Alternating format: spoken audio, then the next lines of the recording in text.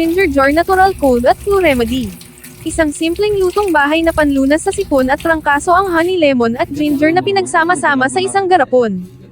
Kung nagustuhan mo ang aking natural cold at flu remedy recipe, mangyaring mag-iwan sa akin ng komento at isang panimulang rating sa ibaba.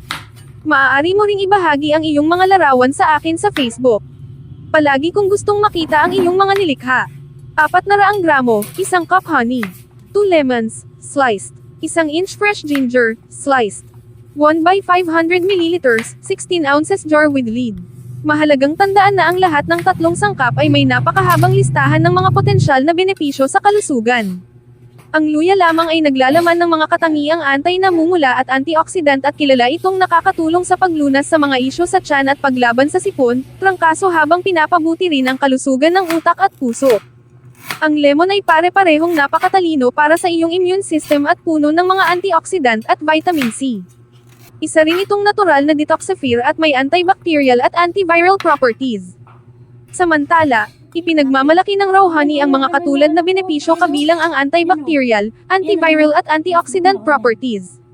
Naglalaman din ito ng gut-friendly enzymes na mabuti para sa pagsulong ng malusog na gut flora at makakatulong na mapalakas ang immunity at labanan ang impeksyon.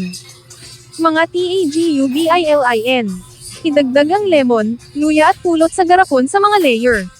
Naglagay ako ng 2 hanggang 3 hiwa ng lemon sa garapon, nagdagdag ng ilang piraso ng luya at pagkatapos ay ilang cups ang pulot. Ulitin hanggang sa magamit mo ang lahat ng ani at mapuno ang garapon. I-screw ang takip ng mahigpit at ilagay sa refrigerator ng hindi bababa sa 12 oras bago gamitin upang payagan ang lahat ng mga sangkap na pagsamahin at ang mga lasa ay hamawa.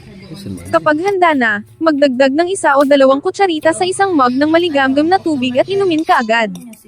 Normal na maghiwalay ang lemon juice at honey sa garapon.